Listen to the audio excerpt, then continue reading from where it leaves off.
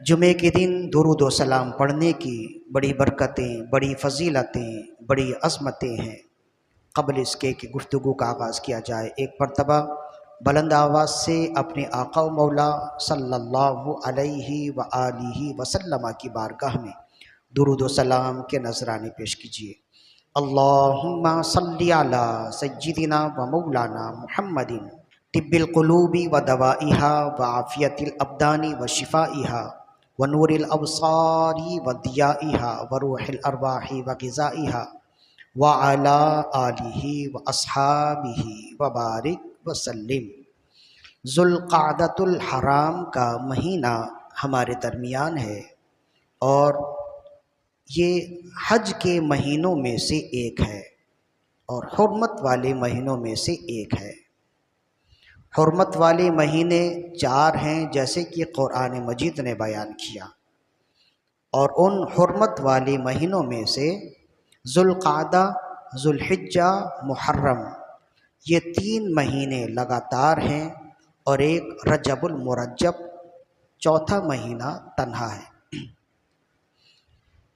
ان لگاتار مہینوں کو حرمت والے مہینے کہنے کی وجہ یہ ہے کہ زمانہ جاہلیت میں بھی ان مہینوں میں گناہوں سے بچا جاتا تھا، جنگ و جدال سے، لوٹ مار سے لوگ اپنے آپ کو روکتے تھے اور رکتے تھے، اور راستے پرامن ہوتے تھے۔ اور اس کی وجہ یہ بتائی گئی کہ ذوالقعدہ کے بعد ذوالحجہ ہے جو حج کا مہینہ ہے، تو ساری دنیا سے لوگ حج بیت اللہ کے لیے آیا کرتے تھے۔ اگرچہ ان کا طریقہ حج کا الگ ہوتا، لیکن وہ بیت اللہ کو ایک معظم گھر مانتے تھے، اور سالانہ ایک میلہ لگتا تھا جسے وہ حج کا نام دیتے تھے۔ تو حج کے لیے وہ آتے تو 1 مہینہ آنے میں لگتا، 1 مہینہ وہ ذوالحجہ کا پورا مہینہ بیت الحرام میں رہتے، اور پھر 1 مہینہ جاتے ہوئے لگتا۔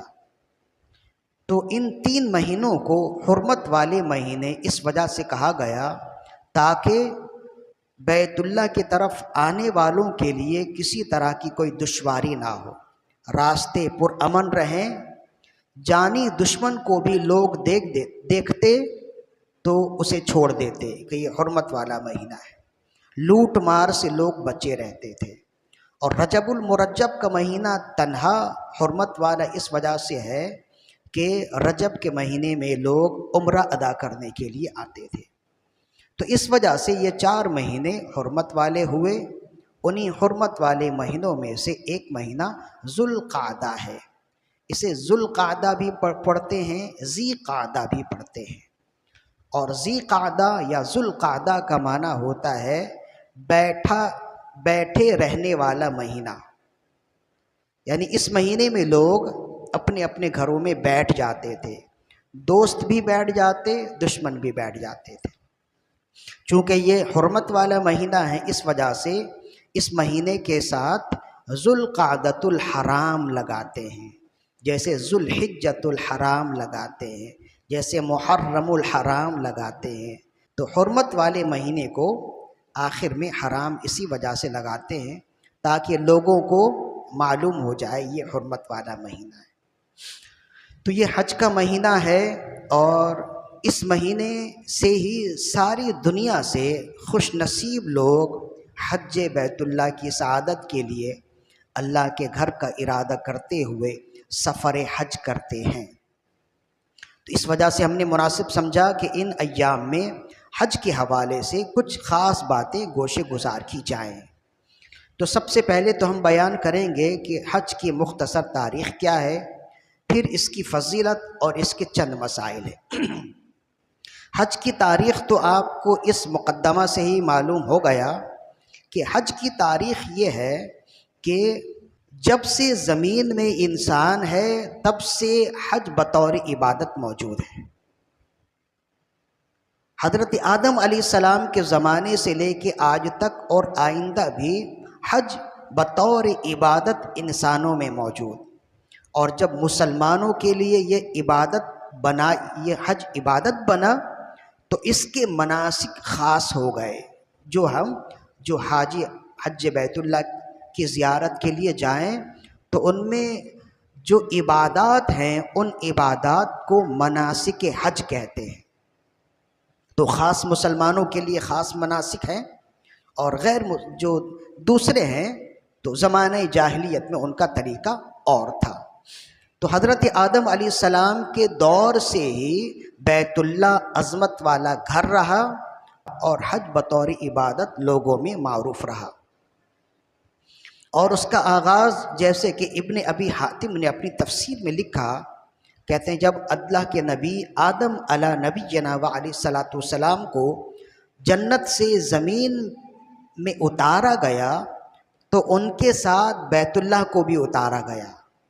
بیت اللہ حضرت آدم علیہ السلام کے ساتھ دنیا میں آیا۔ ہاں یہ ہے کہ بیت اللہ عرب میں اتارا گیا اور آدم علیہ السلام عجم یعنی ہندوستان میں اتارے گئے۔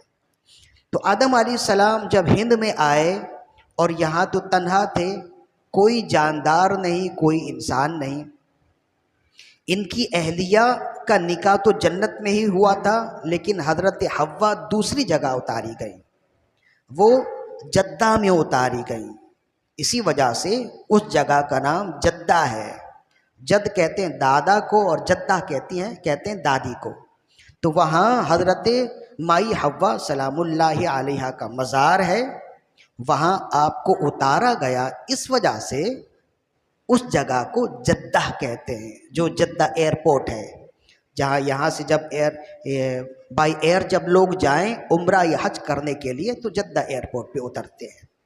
تو حضرت حوا سلام اللہ علیہا کو وہاں اتارا گیا، حضرت آدم علیہ السلام کو ہند سری لنکا میں اتارا گیا، اور بیت اللہ کو عرب میں اتارا گیا، مکہ جسے آج ہم مکہ کہتے ہیں وہاں اتارا گیا۔ تو آدم علیہ السلام تو تنہا تھے، اب جب آپ جنت میں تھے تو وہاں فرشتوں کی تسبیحات کی آواز تھی، وہاں بیت المعمور جس کی طرف رخ کر کے فرشتے نماز پڑھتے، جس کے گرد فرشتے طواف کرتے، جس کی جانب رخ کر کے فرشتے نماز پڑھتے، آسمانی تمام مخلوق کے لیے وہ کعبہ بیت المعمور تو وہ بھی موجود تھا۔ تو اللہ کے نبی آدم علیہ السلام جب دنیا میں آئے تو یہ ساری رونقیں ختم ہیں، فرشتوں کی تسبیحات کی آواز نہیں ہے، بیت المعمور کی رونق نہیں ہے، تو بڑے روئے اور اپنے رب سے دعا کی کہ یا اللہ یہاں تو کچھ گہما گہمی نہیں ہے، یہاں تسبیحوں کی آوازیں نہیں ہیں، وہ تیرے ذکر و فکر کی محفل تھی وہ نہیں ہے۔ تو اللہ تعالیٰ نے فرمایا کہ تم فکر نہ کرو، میں نے تمہارے ساتھ ایک بیت اتار دی ہے، یہ بیت ویسے ہی ہے جیسے بیت المعمور ہے، جیسے آسمان کا قبلہ بیت المعمور ہے ایسے ہی زمین کا قبلہ بیت اللہ ہے۔ تو وہ بیت میں نے اتاری ہے، وہ فلاں فلاں جگہ ہے، تم وہاں جاؤ اور جا کر طواف کرو اور اس کی حفاظت کرو، اور پھر تم دیکھو کہ اس بیت کی برکت سے جیسے بیت المعمور کے گرد فرشتے چکر لگاتے ہیں، ساری دنیا سے مسلمان، ساری دنیا کے انسان یہاں پہ آئیں گے اور چکر لگائیں گے، جیسے بیت المعمور کی تعظیم اور توقیر ہوتی ہے ایسے ہی بیت اللہ کی بھی تعظیم و توقیر ہوگی۔ تو پھر کہتے ہیں کہ اللہ کے نبی آدم علیہ نبینا و علیہ الصلاۃ والسلام نے ہند سے پیدل، ایک روایت میں ہے کہ 700 مرتبہ اور ایک روایت میں ہے کہ 70 مرتبہ آپ نے ہندوستان سے پیدل بیت اللہ کا ارادہ کیا، بیت اللہ کا حج کیا۔ تو اس طرح سے پھر آہستہ آہستہ آپ کی اولاد ہوئی، اولاد کی اولاد ہوئی، پھر اولادیں ہوتی رہیں اور نسل انسانی کی ترویج ہوتی رہی، اور پھر آج یہ ہے کہ ساری دنیا میں انسان موجود ہیں، اور جب حج کا مہینہ آئے تو ساری دنیا سے، دنیا کے کونے میں رہنے والے مسلمان بھی حج بیت اللہ کے لیے بیت اللہ کی طرف آتے ہیں۔ تو اس کی ایک وجہ تو یہ ہے کہ آدم علیہ السلام کے ساتھ بیت اللہ اترا، اور بیت اللہ کے بارے میں اللہ نے خود ہی اپنے خلیفہ حضرت آدم علیہ السلام سے وعدہ کیا کہ جیسی رونق وہاں تم دیکھتے تھے ایسی ہی رونق یہاں ہوگی، اور یہاں بھی لوگ آئیں گے، لہذا اللہ کے وعدے کے تحت ساری دنیا سے مسلمان اب حج کرنے کے لیے جاتے ہیں۔ اور پھر اس کے بعد حضرت ابراہیم علیہ السلام کا دور جب آیا تو ظاہر ہے کہ جیسے جیسے زمانہ بدلتا گیا تو زمانے میں مختلف تغیرات ہوتی ہیں، تو ان تغیرات کی وجہ سے کبھی ایسا ہوا کہ بیت اللہ گمنام ہو گیا، چھپ گیا، زمین کے نیچے چھپ گیا، اوپر مٹی آ گئی، اوپر بجری آ گئی، پہاڑوں کے بیچ میں آ گیا۔ تو کہتے ہیں کہ ایک وقت ایسا آیا کہ بیت اللہ کی عمارت تو ختم ہو گئی، بنیاد باقی رہی۔ تو حضرت ابراہیم علیہ السلام کو اللہ نے حکم دیا کہ تم جاؤ اور جا کر میرے گھر کی تعمیر کرو، تم دونوں جاؤ۔ وَإِذْ يَرْفَعُ إِبْرَاهِيمُ الْقَوَاعِدَ مِنَ الْبَيْتِ وَإِسْمَاعِيلُ، تو حضرت ابراہیم علیہ السلام نے اپنے بیٹے حضرت اسماعیل کو لیا اور بیت اللہ کی جانب آئے، اور یہاں آ کر تلاش کرتے رہے کہ یا اللہ وہ گھر کہاں ہے، اس کی بنیاد کہاں ہے، یہاں تو کچھ بھی نہیں ہے۔ تو اللہ نے قدرت کاملہ سے ایک تیز ہوا بھیجی، وہ تیز ہوا چلی اور زمین سے سارے خش و خاشاک دور ہو گئے، مٹی ہٹ گئی، اور وہ بنیاد جو آدم علیہ السلام کے دور سے تھی وہ ظاہر ہو گئی۔ تو حضرت ابراہیم علیہ السلام نے اسی بنیاد پر پھر تعمیر کی۔ جب تعمیر مکمل ہو گئی تو اللہ نے فرمایا کہ ایک پتھر ہے جو اس بیت اللہ کے ساتھ ہی اترا تھا، اسے میں نے حفاظت سے رکھا ہوا ہے جبل ابی قبیس میں۔ یہ وہی جبل ہے جس کے اوپر کھڑے ہو کر اللہ کے رسول صلی اللہ علیہ وسلم نے چاند کے 2 ٹکڑے کیے تھے۔ تو جبل ابی قبیس اب تو وہ ختم ہو گیا ہے، تو فرمایا کہ اس جبل میں ایک پتھر موجود ہے، وہ بڑا بابرکت ہے اور جنتی پتھر ہے، اسے بھی لے آؤ۔ تو وہ حجر اسود ہے، وہاں سے تلاش کر کے لائے، حجر اسود کو اس کی جگہ پہ نصب کیا۔ تو یہ ایک پتھر مبارک ہوا، اور دوسرا ایک پتھر تھا جو بڑا سا پتھر تھا، اس پر کھڑے ہو کر اللہ کے نبی حضرت ابراہیم علیہ السلام بیت اللہ کی تعمیر کر رہے تھے۔ تو ظاہر ہے کہ جیسے جیسے دیوار اونچی ہوتی گئی تو آپ کے لیے ہاتھ بڑھانا مشکل ہوا۔ تو کہتے ہیں وہ پتھر ایسی قدرت والا پتھر تھا کہ جیسے جیسے ہاتھ بلند ہوتا ویسے ویسے پتھر بلند ہوتا۔ تو وہ ہے مقام ابراہیم جو آج بھی موجود ہے، اور آج بھی اس جگہ اس پتھر پہ اللہ کے نبی ابراہیم علی نبینا علیہ الصلوۃ والسلام کے دونوں قدموں کے نشان بالکل واضح موجود ہیں۔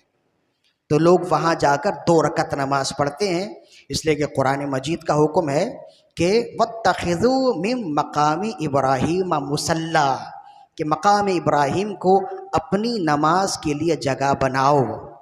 تو لوگ وہاں جا کر 2 رکعت نماز پڑھتے ہیں، جب 7 طواف مکمل ہو جائے تو وہاں نماز پڑھتے ہیں۔ اگر وہاں جگہ مل جائے وہاں پڑھ لیں، یا حرم میں کہیں بھی جگہ مل جائے وہاں پڑھتے ہیں۔ تو جب یہ حضرت ابراہیم علیہ السلام نے تعمیر مکمل کر لی تو اب وہاں تو کوئی بھی نہیں ہے، تو اللہ نے فرمایا اے ابراہیم اب لوگوں کو اس بیت کی زیارت کے لیے آنا ہے۔ عرض کی مولا یہاں تو کوئی بھی نہیں ہے، کیسے آئے گا، لوگ کیسے آئیں گے؟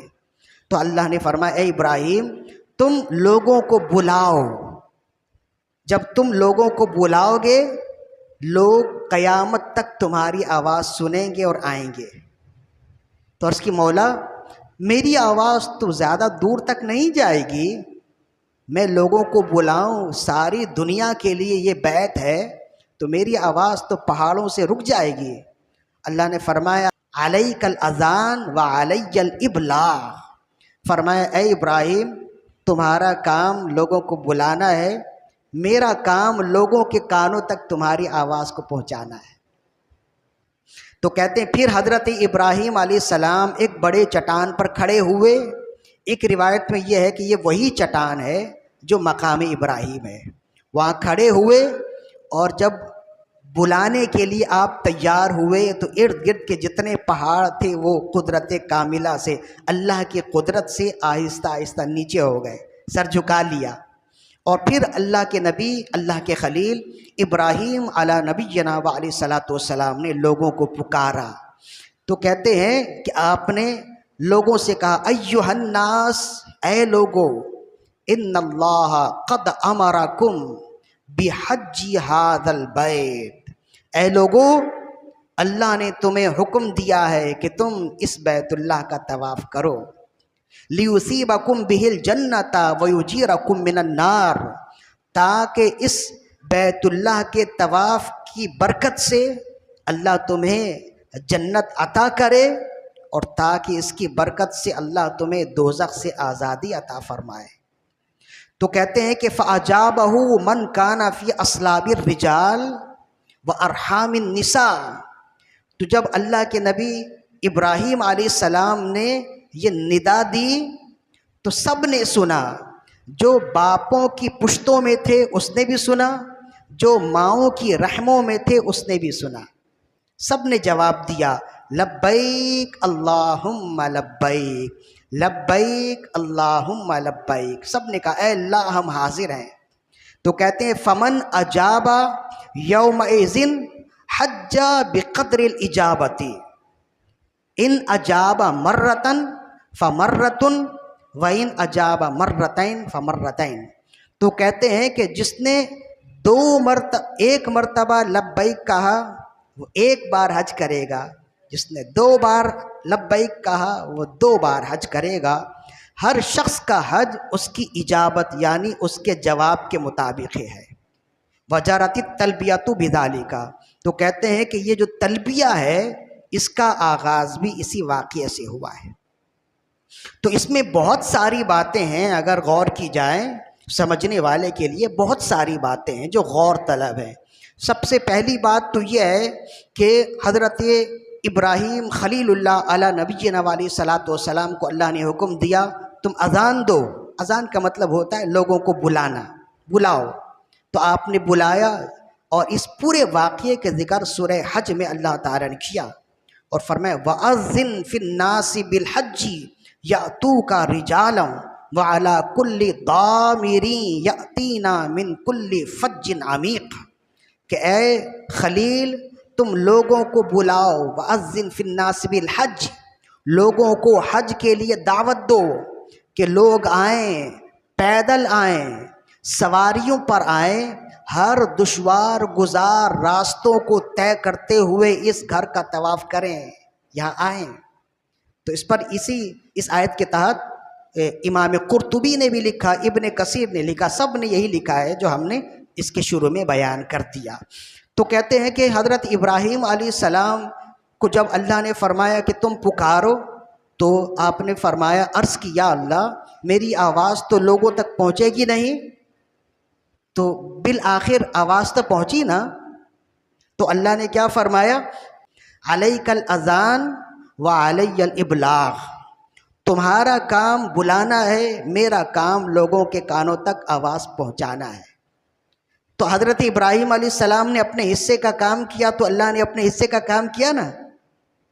تو یہاں سے ہمیں یہ بات معلوم ہوئی کہ کون کیا کر رہا ہے یہ آپ کی ذمہ داری نہیں ہے، سوال یہ ہے کہ آپ کیا کر سکتے تھے اور کیا کر رہے ہیں اور کیا کرنا چاہیے تھا آپ کو۔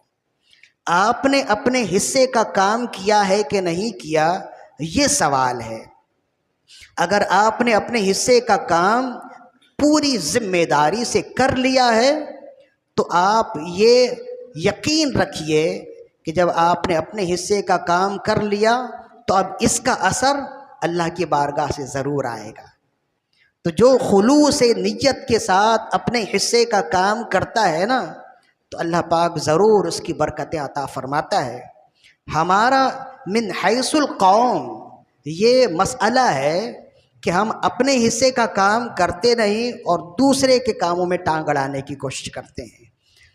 یوں سمجھ جائے کہ آج کی اس گفتگو میں اگر کوئی شخص چاہتا ہے نا کہ اچھی زندگی گزارے، بس اس بات کو اپنے ساتھ شامل رکھیے، گرے کے ساتھ باندھ لیجیے، دوسرے کے مسائل میں کبھی بھی نہ پڑیں اور اپنے کاموں سے کام رکھیے، زندگی اچھی رہے گی۔ جہاں آپ کی نوکری لگی ہے آپ کی نوکری برقرار رہے گی، ہر کام میں برکت آئے گی۔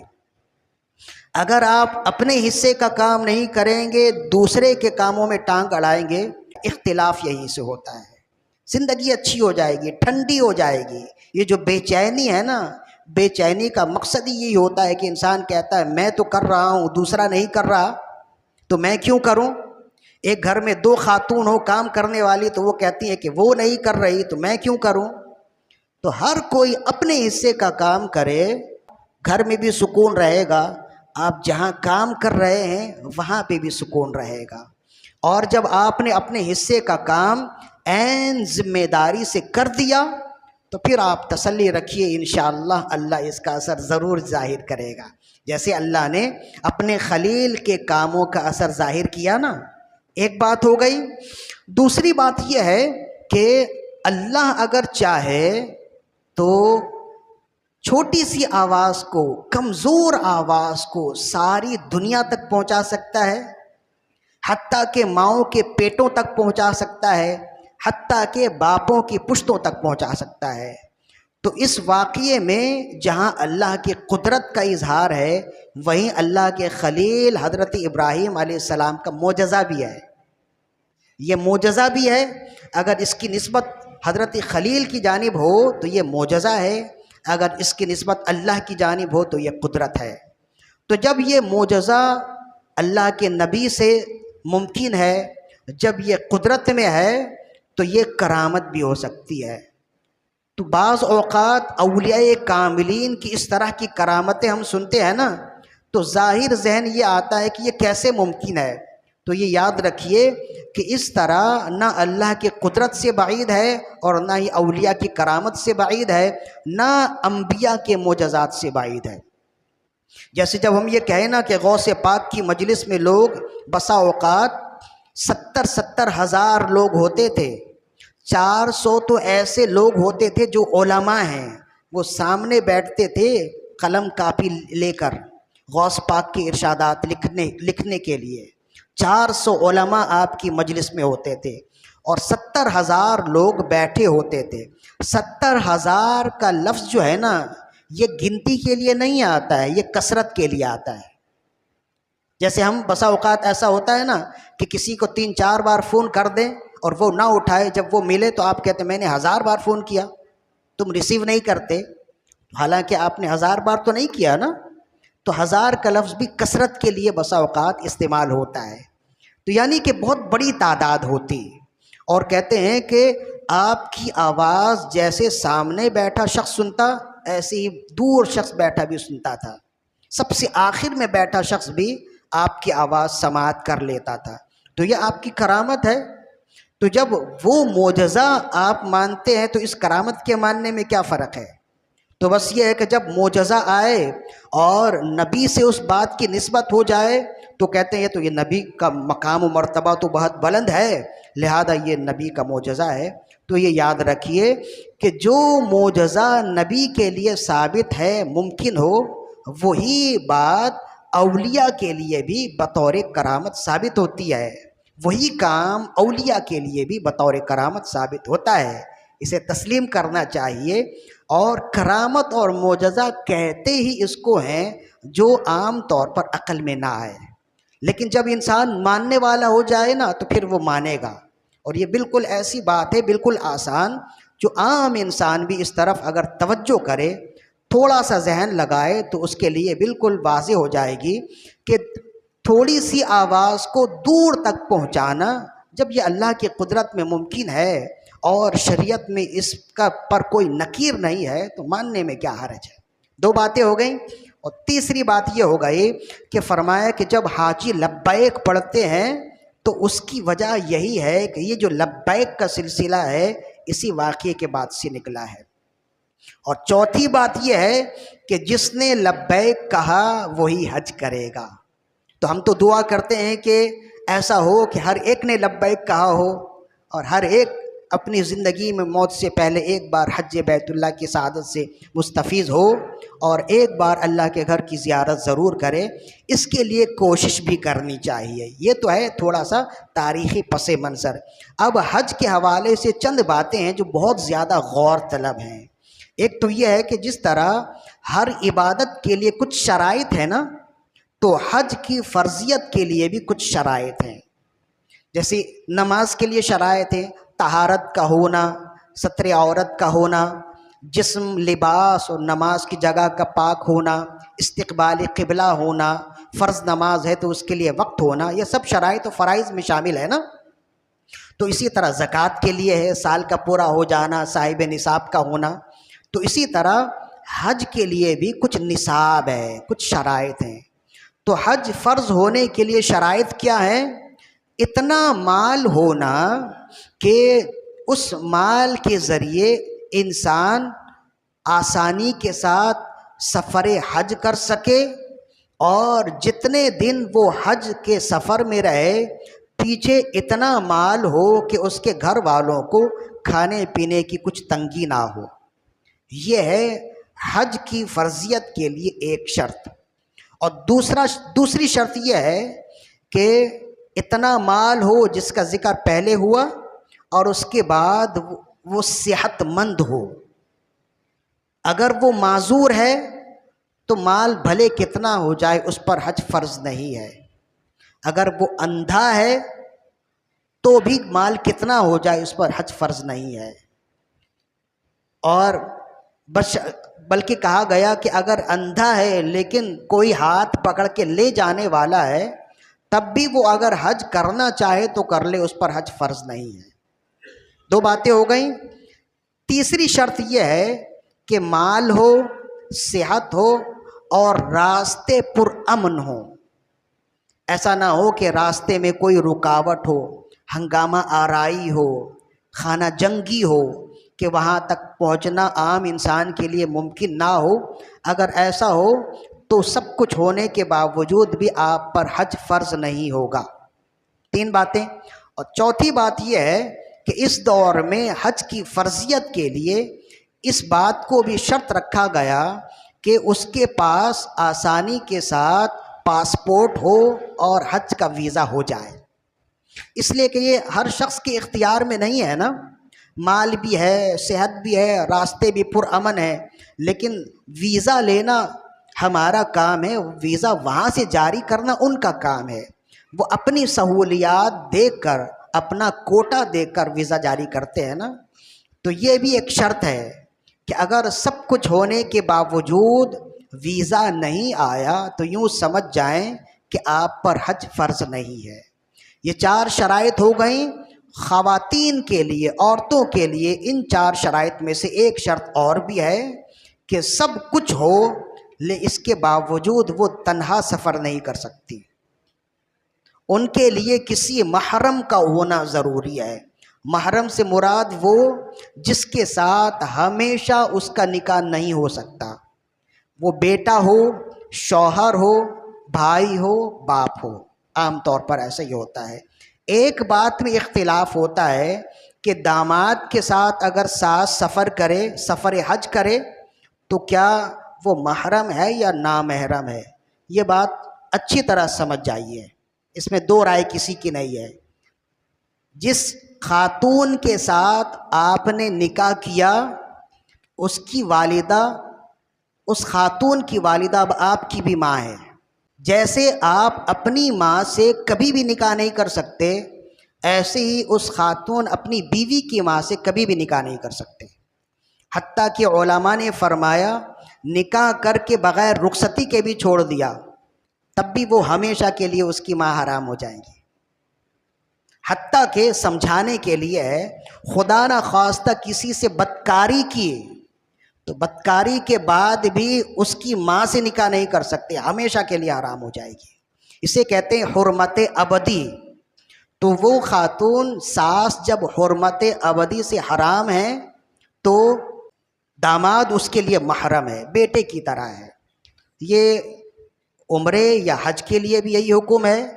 اگر ساس عدت پہ بیٹھ جائے تب بھی لوگ پوچھتے ہیں کہ داماد ان سے مل سکتا ہے کہ نہیں، ان کی خدمت کر سکتا ہے کہ نہیں، تو اس کا حکم یہی ہے۔ دو لفظوں میں سمجھ جائیں کہ داماد کا حکم وہی ہے جو بیٹے کا حکم ہے، اور سسر کی نسبت سے بہو کا حکم وہی ہے جو بیٹی کا حکم ہے۔ یہ دونوں محرم ہیں۔ ہاں، احتیاطاً اعلی حضرت رحمہ اللہ نے فرمایا کہ ساس اگر جوان ہو تو بہتر یہ ہے کہ داماد اس کے ساتھ سفر نہ کرے، اگر بوڑھی ہے تو سفر کر لے، لیکن بہرحال دونوں صورتوں میں اگر داماد کے ساتھ ساس سفر حج کرے تو اس کا حج ہو جائے گا۔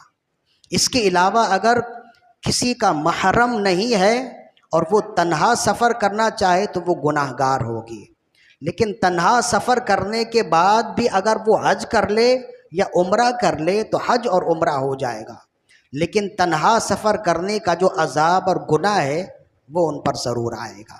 اس کے علاوہ مزید اور بھی مسائل ہیں، وہ انشاءاللہ ہم اگلی نشست میں بیان کریں گے۔ اللہ تعالیٰ سے دعا ہے کہ ہماری آج کی حاضری اپنی بارگاہ میں قبول و مقبول فرمائے۔ وما علینا الا البلاغ المبین۔